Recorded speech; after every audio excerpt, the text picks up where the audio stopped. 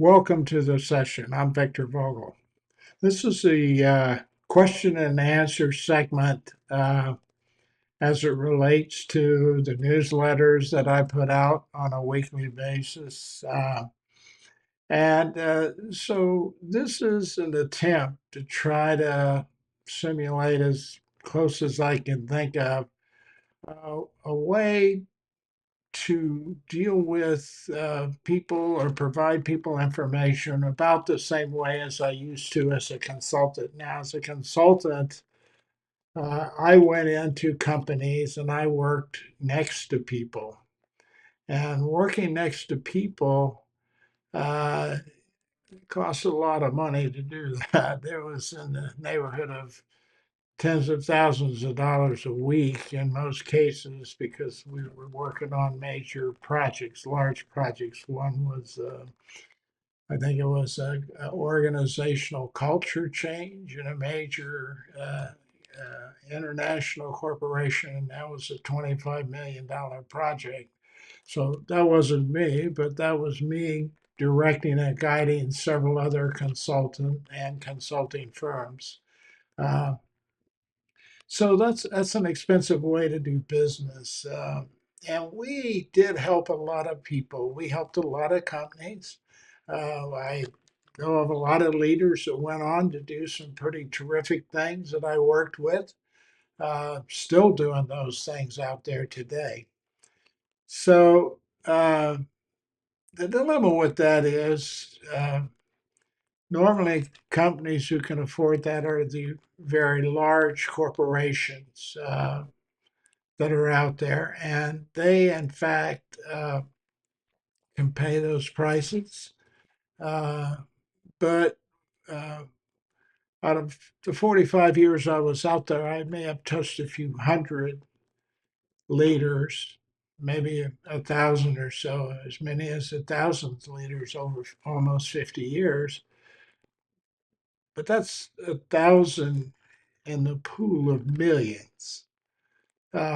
Now there are more of me out there, other people doing the kind of thing I was doing. So uh, in some ways we're touching it, but most of them are still residing in those major corporations.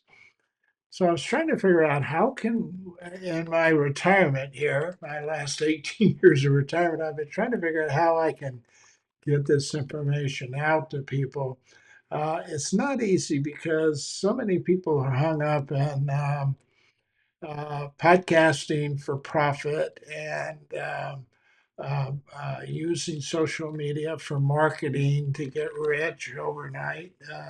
So very few people are really engaged in it in a way that provides an educational experience. And so I've kind of reposition myself out of the consulting world, and I kind of consider myself an educator and a tutor. So that's what I'm trying to do with these processes is provide some information for people. Now, how do you do that? Is what's going on. And uh, today we're dealing with uh, vague messaging and unclear messaging that is a pain point for leaders. So let me just pull up a little program here that allows us to talk about uh, uh, this area of uh, vagueness. But prior to going into that, I'd kind of like to uh, uh, take some questions when we're done with this introductory section, that's for sure. But I'd like to kind of sort of recap exactly how I'm doing this so that we at least get this memorialized in some sort of video information that people can go to and look at later if they want. That's one of the dilemmas with social media in general. It's what we call in the communication world asynchronous, which means a lot of times people are not here right now with me listening to this. They're going to see this later. And so that's the dilemma we have with what we're doing right now. So uh, part of this is just getting some information out here. I know I didn't announce all this early on, and I also have a lot of work to do from the technical side to try to do this in a way that I understand the dynamics of trying to get onto YouTube Live and trying to do that through Zoom, through another third party platform. So it's a real experience. But here's how the program I've set up is. I'm trying to make it work, and we'll see if it's going to work or not. If it won't, I'll stop it. But if people will subscribe, there's a lot of quality information that I think leaders could use. In fact, anybody who's into connecting and building relationships with other people in any form, this is going to be a beneficial environment for you to participate in. What's going on here is I send out an initial newsletter every week. I send two, and I send an initial one, and that's what I call the context newsletter. It introduces you to a topic. In this case, for example, what we're covering here is I did some research and a lot of research, and I came up with about 10 pain points that leaders have. All leaders are struggling with these pain points nearly every day. I know because I was a leader for 35 years in a variety of leadership positions. In every one of those, I had these pain points. You'll see as we get into them. I think you probably have them in your relationships with your families, you have them in relationships with your friends and other people you do business with or whatever, your associates, etc. But I was kind of focusing on leaders. That's where I've spent most of my career in my life. So this initial letter goes out and it explains the topic we're going to be discussing. Then I send another letter 2 days later, another newsletter, and this one goes into more in depth, about what you might start doing uh, to correct the problem of vagueness and unclear messaging. So that's more of an in-depth one. Now you can't get real in-depth in a 2 or 3 page newsletter.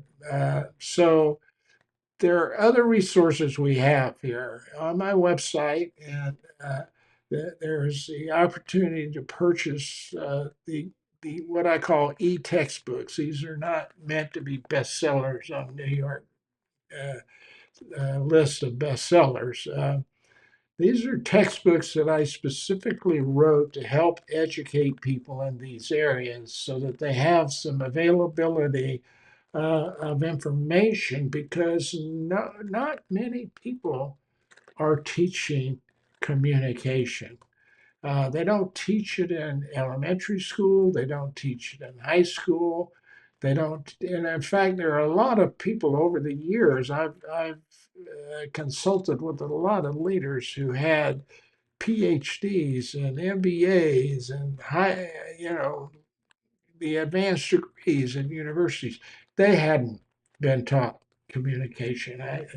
It's one of those things I found out that communication is one of the things you have to go in and develop and train in order to get the ability of leaders to transfer the leadership skills they learn into behavior change for the people that they're leading. And it's one reason why, for the last 5 decades, we have not had significant change in engagement, employee engagement, or uh, any of the other things like that.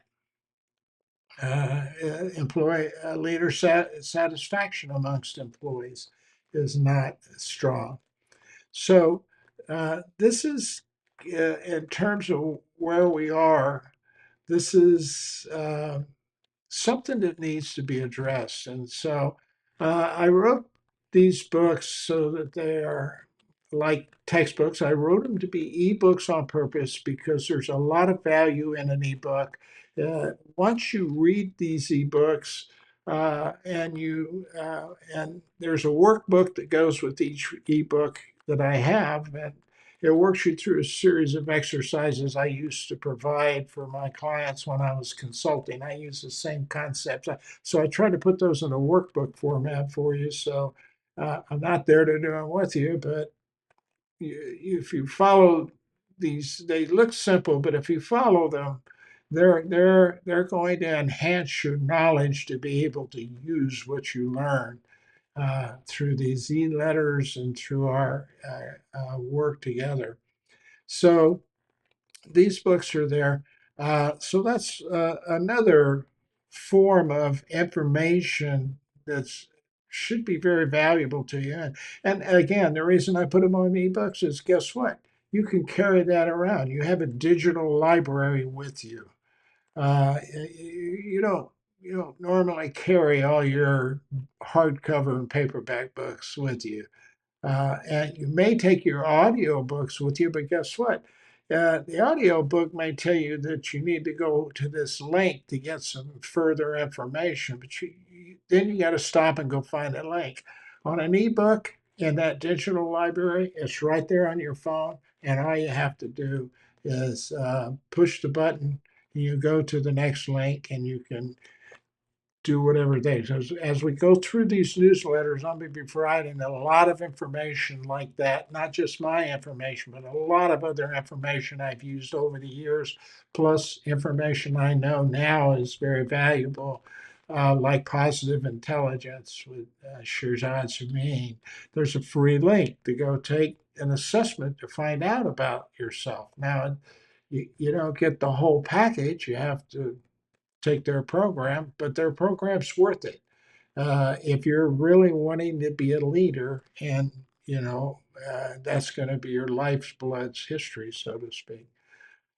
So anyway, that's available. So you have this particular question and answer program we're going to try today to see how it's going to work, and we may modify it, we may change it, depending on what you say. It's our program, and we can do whatever we want with it based on your feedback and input. And that's something you're not getting out of a lot of businesses. Definitely not getting out of the United States government and a lot of governments today. Is the need to have feedback. They don't want that feedback. They don't like to hear it.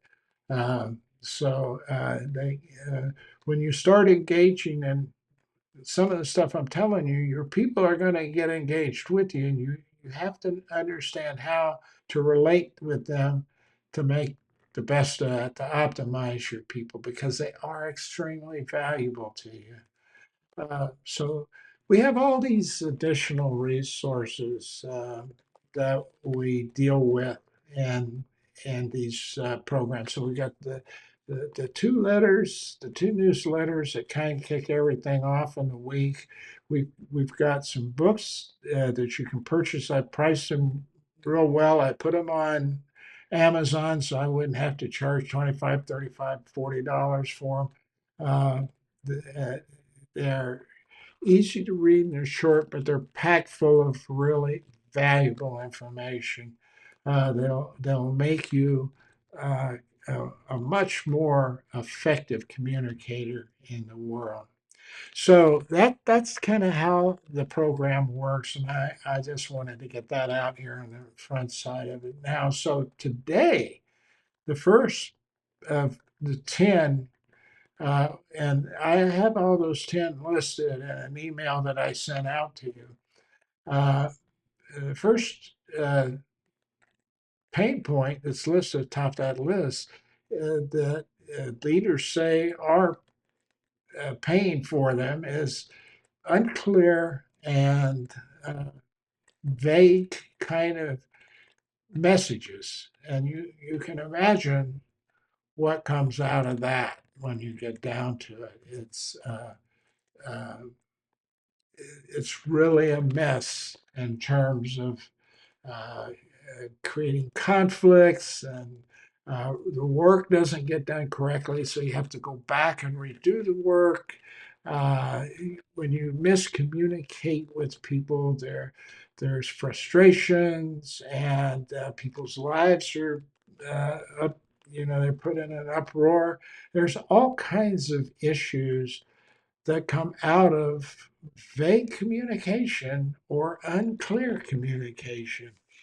And I mean, I don't really relish the idea or like the idea of using our United States government as an example of bad leadership and communication, but it is currently bad leadership and communication. And I'm not just talking about Republicans, I'm talking about the whole leadership realm of government in general. They've got stuck into what I consider a sort of a stochastic leadership model that's we've been teaching people for years and years, and we've the rest of the world is kind of moving on with that, and so there's this idea that you need to change your leadership paradigm, and I do have a book on that. You can read that. That's so. This is just one communications. One of three pillars I recommend on that.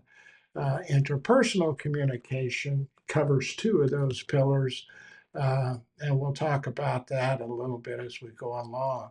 But so what happens is I want to kind of recap. We gave you some information about what goes on with communication and that light. And so one of the things I'd like to do is take a minute and uh, let you see what happens when two people communicate with each other. Now, when I say you're not taught communication in school, you're going to have a lot of teachers who are up in an uproar about that because they teach English, they teach spelling, they teach language. Some of them even try to teach some aspects of communication, but they're not skilled at it. That's not their primary profession. And it's not set up as a curriculum. It's just like part of an ongoing process while you're learning other stuff.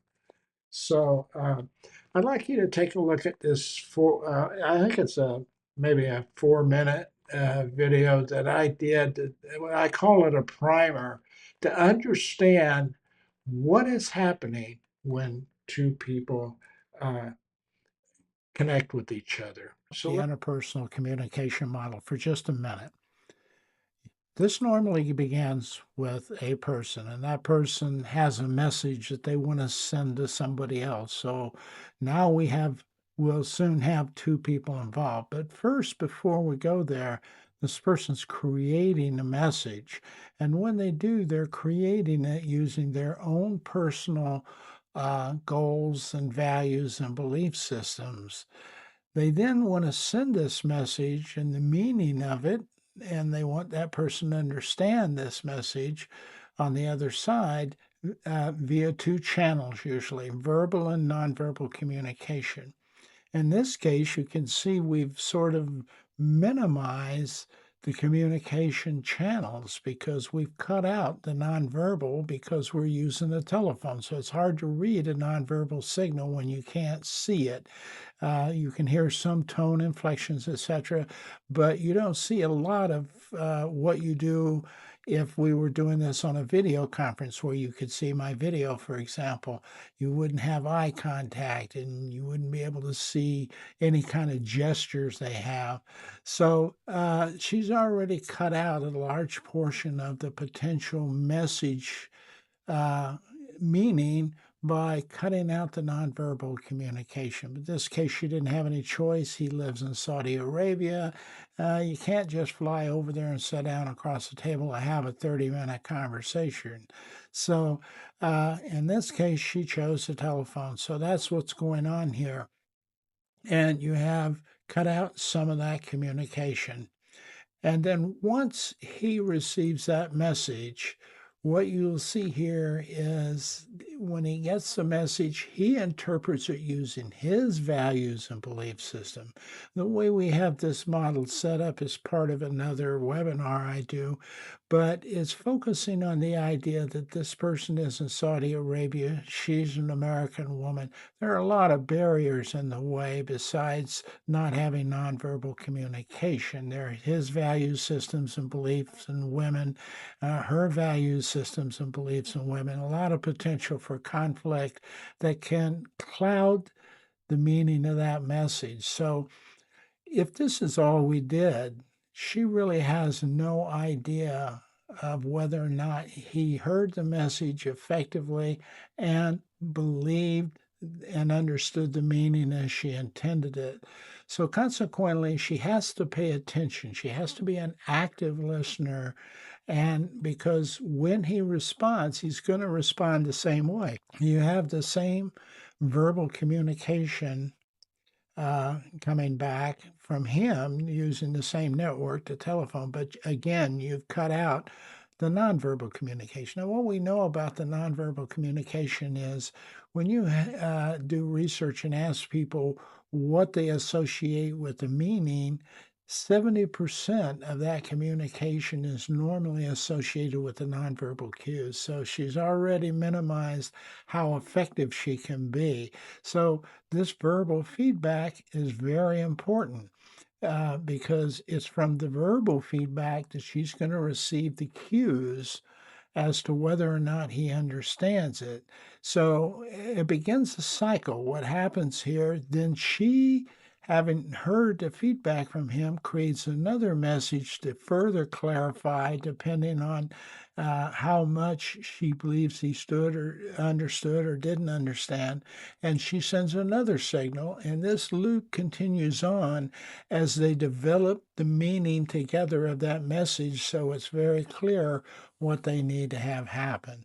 So, this is the basic communication model that goes on every day with two people. And you can see there's a lot more complexity in this than most people are aware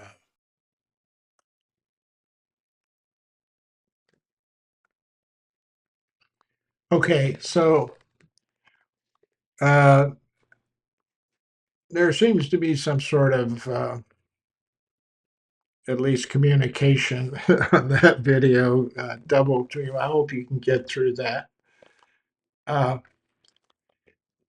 what I am interested in helping you understand is that process. So when I say interpersonal communication, you're literally talking about two distinct, separate concepts that are both absolutely essential to each other.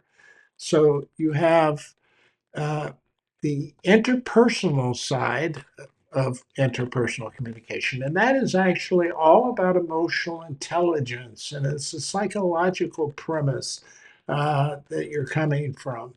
And it's about your self awareness and your awareness of the other person when you're engaged in that. If we just keep it to that dialogue or discussion of two people, there's a lot of complexity in a discussion when two people have a discussion. And it's almost like we felt like it's instinctive because since we were 2 years old, we can talk and we can hear, and we've been manipulating each other for that long period of time. The baby's manipulating mom, it cries when it's hungry, mom responds. So these are things that we're kind of taking for granted in the world out there. And it's something that is a dilemma because uh, we we can learn how to enhance our ability to communicate or connect with each other simply by understanding what's going on in that process. There's a person who has a message that they want to tell somebody else, and they have to formulate what that message is going to be. You have to define the message, and that's what this shows us right here. There's a definition of the message.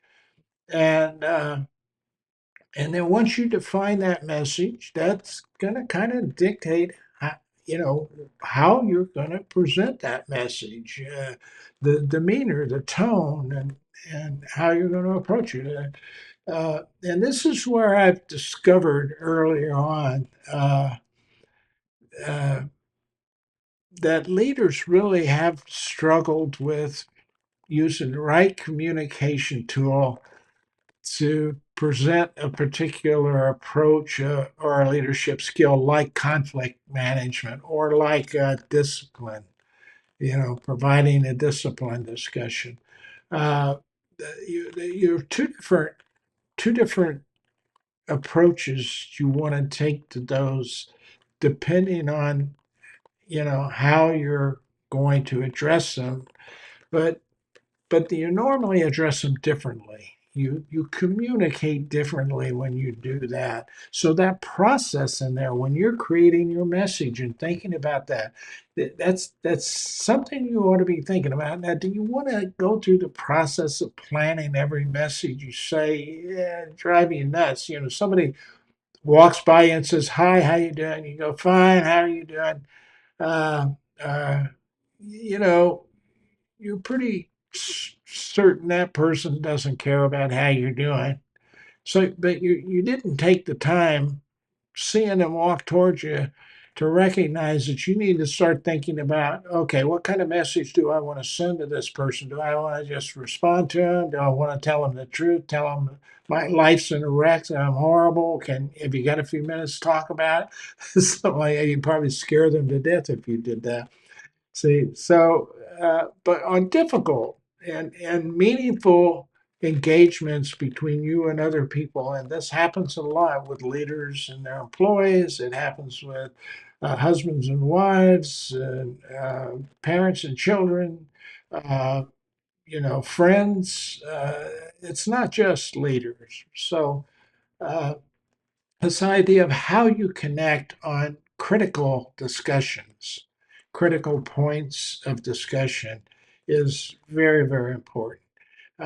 So, uh, once you get into the idea of doing some things like, oh, okay, there's some steps. I'm going to create a message. Before I send it, I need to kind of think through some things like, who am I? uh, I got to this. What kind of message do I want to send? What kind of tone of voice should I have? Then there's how do I send it? How do I go through sending it?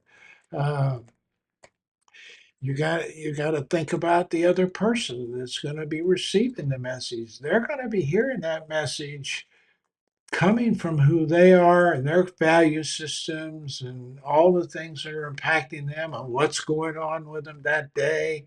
So, if you're not considering that when you're creating the message, your message may not get through all the clutter the noise it has to go through to reach this person, and it may not be real clear. But you can also in this process of sending the message to somebody, there are a lot of internal and external barriers you go through. First of all, how are you going to send it? I was on LinkedIn just the other day and I sent out a small communication survey. I don't know if anybody will take it. LinkedIn's not really strong about responding to people and helping them or trying to respond to them. But anyway, I sent the survey out, and it simply said, "How do you communicate with your people?" How much? Take the following five things and put 100%. Distribute 100% across these five things. One of them was face-to-face communication. One of them was sticky notes, and one of them was emails, and one of them was text messages, or one of them was handwritten notes, and one of them was teleconferencing, like we're doing right now. How do you do that with your people? I mean, what percentage of time do you spend in there? Because that will tell your people a little bit about how much you care about them, how much you value them, truly value them in the process. So that's part of what this being able to understand how to the communication part of interpersonal communication, the actual process the model of the process that's going on there. I got to create a message. Then I have to decide what's the tone of that message? How should I put that together? Then there's how do I deliver that message so it's most effectively gets to this person? In some cases, like the lady in the video, she couldn't she couldn't go over and sit down across from this to fly to Saudi Arabia and you know sit there and have a 30-minute conversation about a budget. That's a lot of money. It's not going to happen. So a lot of times you're restricted by the what you're doing by the things that are around you, the external variables around you. Sometimes it has to do with internal conflicting cultural things. I think I created those two people with the utmost potential for conflict that you can imagine. There was gender differences, there's age differences, there's socioeconomic differences, there was educational differences. Uh, uh, all of that can make a difference as to how somebody reads or hears what you say to them. Now, throw social media on top of that, where it's asynchronous now. Uh, if somebody sees this video, they may make a comment, they may not. If they make it, yeah, I mean, they may not see it for 5 months. All of a sudden, they're on YouTube and it pops up, and there it is, and they interest them, they watch it. 5 months is a long time, to be out there floating around and nothing is being done or said or worked with a particular issue where somebody's trying to help educate other people about how to connect more effectively and build trust. So, uh, you know, when it comes to clearing up messages, you've got to define the message. What kind of message is it? What's going on there? But there's a lot just in that. You've got to think about your values, what the person that you're going to be talking to, their values, and so uh, depending on what kind of message you have to think about, uh, how am I going to deliver it? Do I want to do it in the office? Do I want to do it over lunch in the cafeteria? How do I want to deliver this? So uh, this is part of what you put into structuring your message. Then there's defining who you're going to send it to. We talked about that. But then there's determining the method of delivery, and we just covered that. Now, if you notice, there was no nonverbal communication. There was no visual kind of nonverbal communication. And nonverbal communication consists of more than your facial features and your eyes, and whether you cross your arms or whatever. Okay, whether you're smiling, whether you're frowning, uh, it's a lot more than that. There is not just a body posture and a facial features, we call those the kinesic side of things, but there's things like your inflection in your voice and the tone of your voice, the pitch, whether you're screaming at somebody or whether you're speaking calmly. And that has a lot to do with your ability to have self awareness about yourself, the emotional intelligence side, as well as the other person, so that you can connect with each other. You can sync up and almost have a sense of where this person is you're talking to, and almost get to the point of actually experiencing how they're feeling emotionally yourself, but at the same time, being able to control how you're responding to that so that you can regulate their behavior to where you want them to be so you can hear uh, that message. So they hear it correctly and they can do something with it correctly. So there's that part of what you have to learn about these processes also. So these steps, you can read them, you can learn them, you can write them down, but you've got to go out and practice them. That's what these workbooks do. That's what I did with clients. I was in a meeting with them, and before they would go in to meet with this person, I would work them through these these planning processes we have right here. I'd say, what kind of message are you going to do? I mean, what are you delivering? And they would explain it back to me, and we would talk about that until they understand it. Once they did this several times, it was almost instinctive to them, so they didn't have to focus on it as much.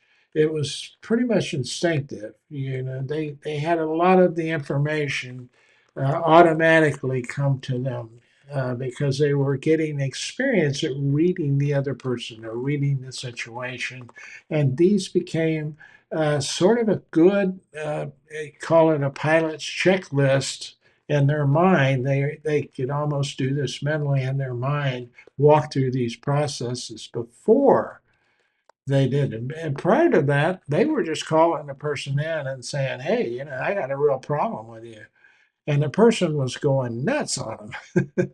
So some of those things got really close to violence that I worked on. But you got to determine a method of your delivery and how you're going to deliver it. And if you're not if you try to do it through a text message, a difficult discussion through a text message or an email, you're cutting out the nonverbal communication that you're getting. It's hard to tell how the person feels. And so the person's going to start making assumptions from where they are coming from, not where you are when you're sending the message. What your meaning is in that message is always in the mind of that receiver. How are they interpreting what you're saying? That you're not getting the message across, even if you say it correctly. You're not getting it across to the other person, and unless they accept it and hear it, and it clicks the same way with them as it does with you. It's just that simple. And that is something, by the way, we are not teaching in elementary school and high school, and most college students get out of college without getting this kind of development or knowledge to this level. So, determining delivery methods. And the other thing that ends up happening is you've got to be aware of yourself when you're doing things, and a lot. So that's another big area we missed working with leaders. We have not taken the time uh, to work with leaders about where they psychologically are in their life and who they are. It's almost like I'm recommending almost like a therapist, a therapeutic evaluation over time that leaders need to undergo. They need that therapist to be able to talk to discover, what happened in my childhood to bring me where I am today, good or bad. What are the kinds of things that I'm struggling with, and how do they relate to what a leader has to do with their people? And how do I know I can change that in myself?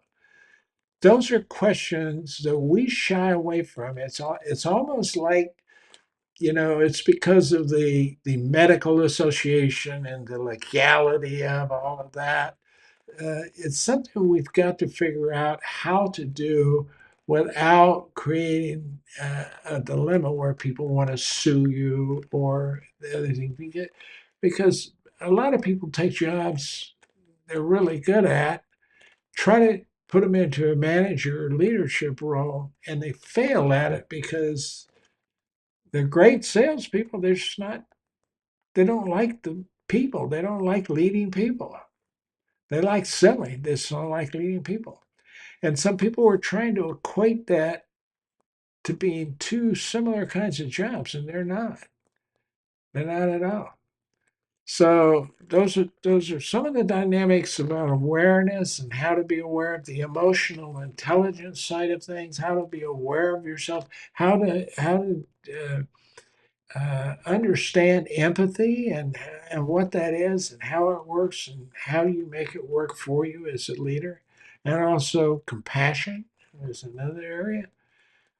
So that's something that that we need to spend time working and learning on. So it's one of the things that you should be working into your conversations on a daily basis with just about everybody you're working with.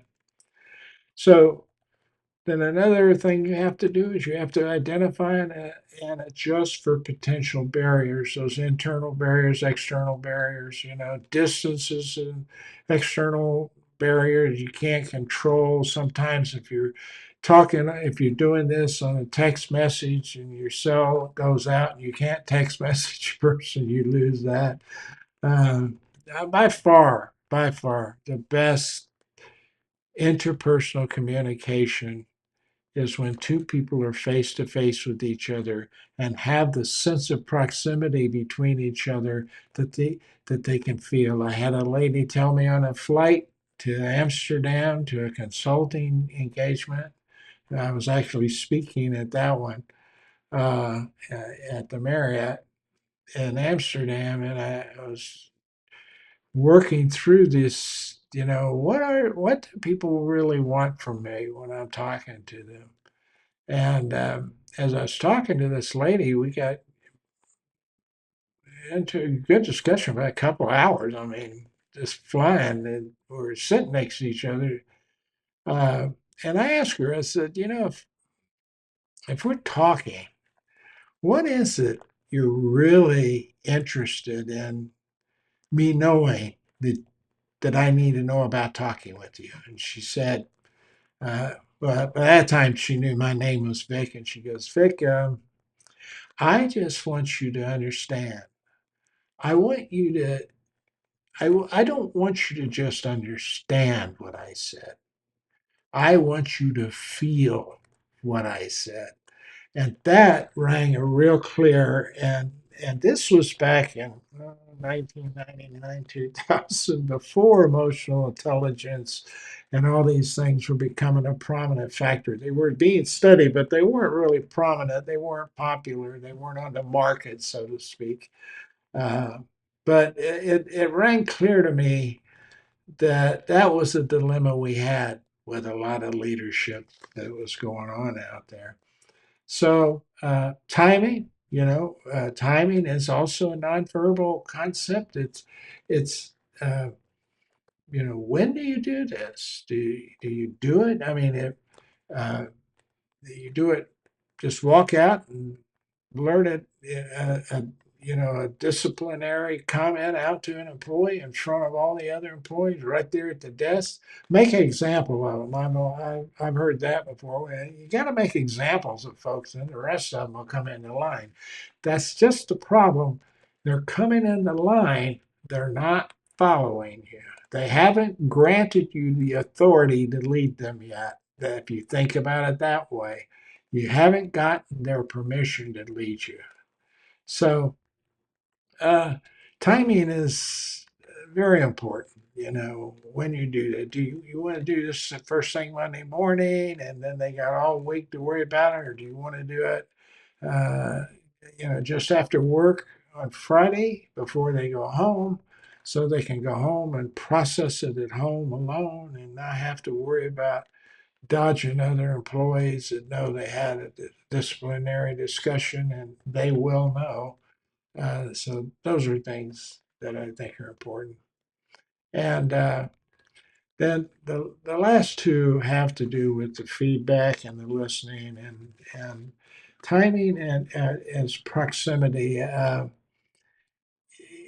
If you send somebody a message, and like I kind of said in that video, if we stopped right there, you have no idea whether that person really understood what you want them to understand.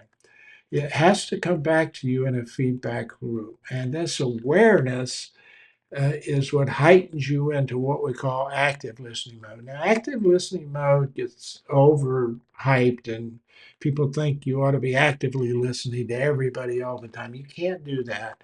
But important discussions, critical discussions, discussions that have impact on you and others, those, yes, those you do need to separate things, shut things down, focus on the person, Get engaged about where you are emotionally and where they are emotionally, and where if there's a great deal of difference, figure out how to regulate it down to where you can both kind of sync up on the emotions aspect of it, and you can both uh, kind of hear and understand what the other is saying comfortably.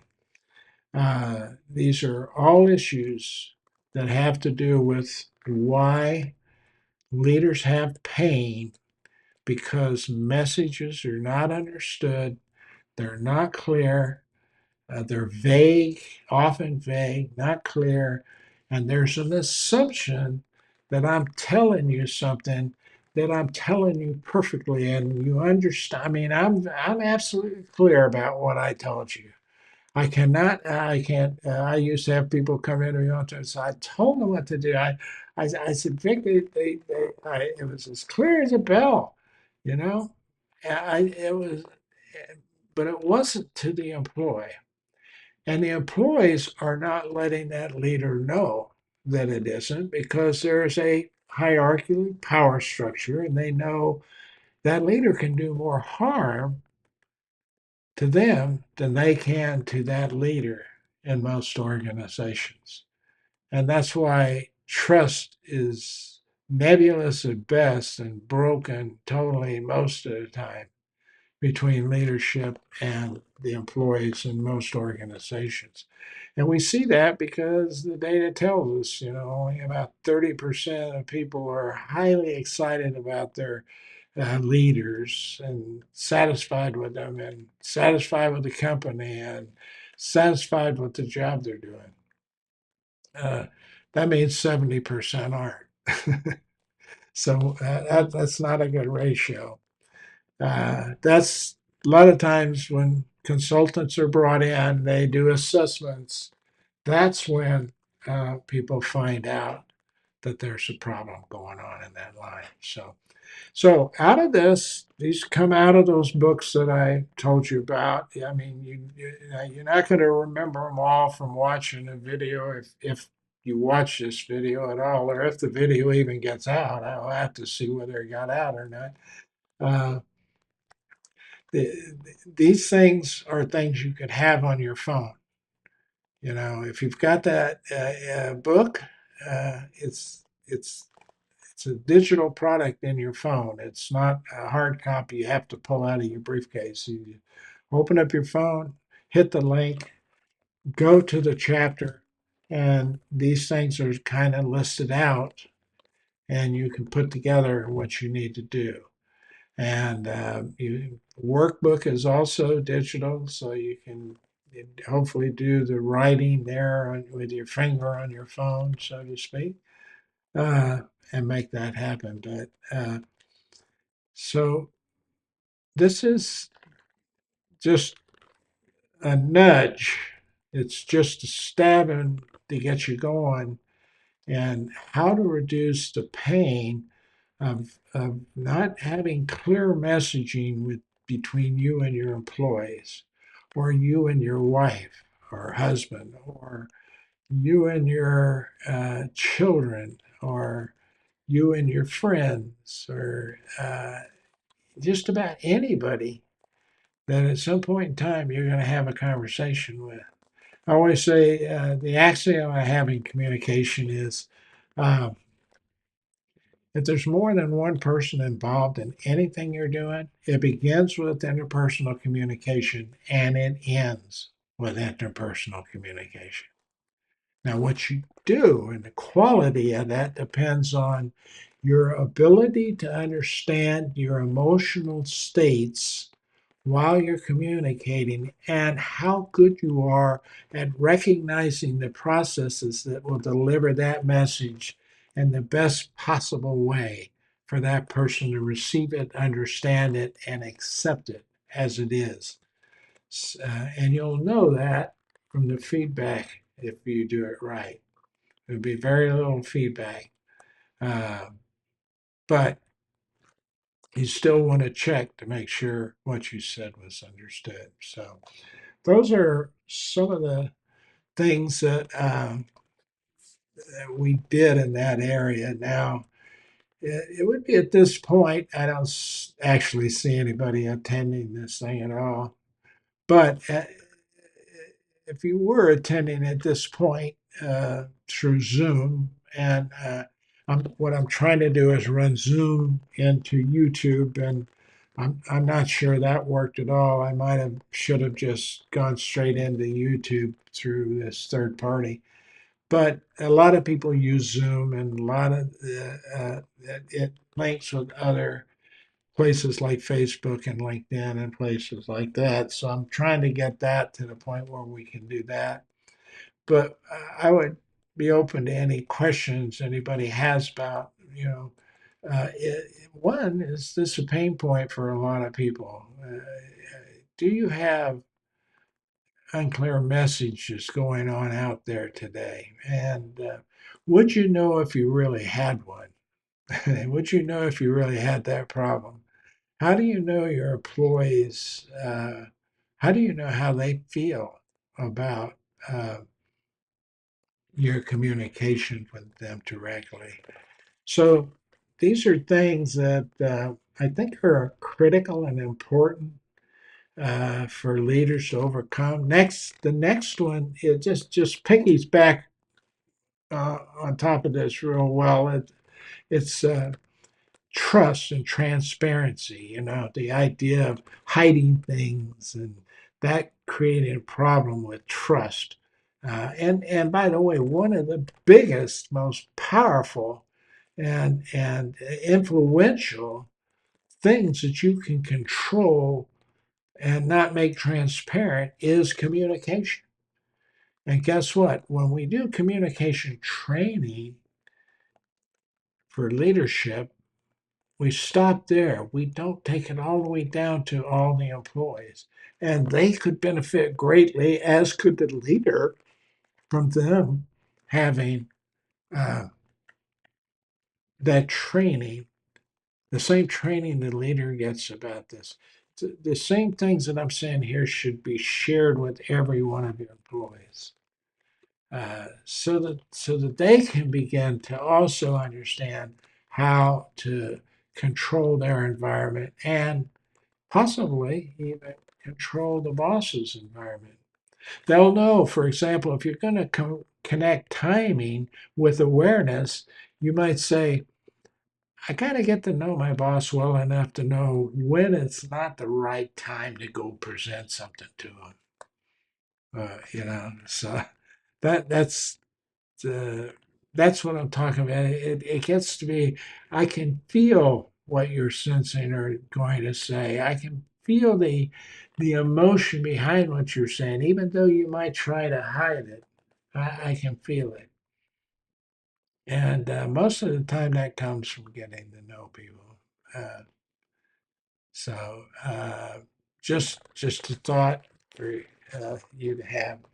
Okay, I don't see anybody doing questions. Now, if we had questions, there's a way I can bring those up and put them on the screen.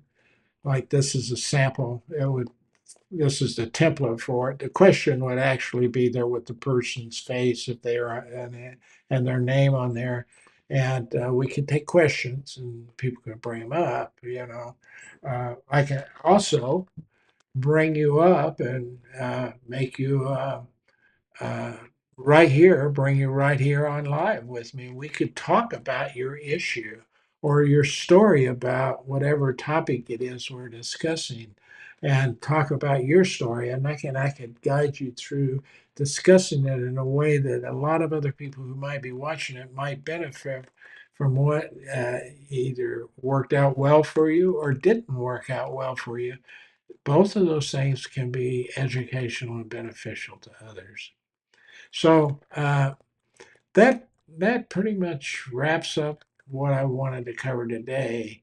Uh, I recommend highly you come back and watch this video again and break it down into sections and then take each one of these things and kind of get pretty good at them one at a time over time. Don't try to get real good all the time. So that's it. You have a nice day. We'll see how this goes. I'll try to get this information out. Like today, I'll try to get some sort of information out to people. That next week we're going to be discussing transparency and trust and trust building. I have a whole section on that I can give you guys to watch and work through, but I want to talk to you about it a little bit first before you do it. But it can really help you build an effective building effective relationships with your people, which is the primary goal of communication in the long run. All right. I can't think of much anything else to say, so I'll bid you a good day. And please go subscribe to the newsletters. They're free. There's no paywalls here. The only reason I limit this to subscribers is to try to keep the numbers down because this kind of stuff really doesn't work en masse. It's better done with smaller groups of people who are really interested in it and want to work on it and have good positive discussions. In which case, we could convert some of these into breakout rooms and have people do that and then come back together and talk with each other, that kind of stuff. So there's a lot we can still do, and I hope we will. All right. Have a good day.